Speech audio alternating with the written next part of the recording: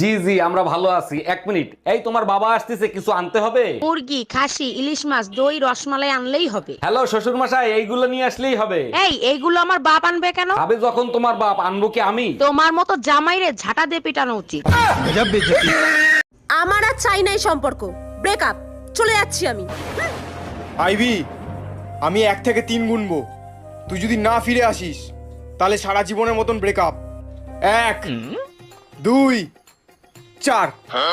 3 কোথায় বললি? না আমি বলেছি, তুই শুনিসনি? না না তুই শুনিসনি? না না তুই চলে যা আমার জীবন থেকে। বলো। একটা গুড নিউজ আছে। কি গুড নিউজ? আমার মা না তোমাকে অনেক পছন্দ করেছে। আমি এটা মেনে নিতে পারবো না। কেন, কি হলো হঠাৎ তোমার? আমি তোমাকে পছন্দ করি, তোমাকে বিয়ে করব। তোমার মাকে বলো আমাকে ভুলে যেতে।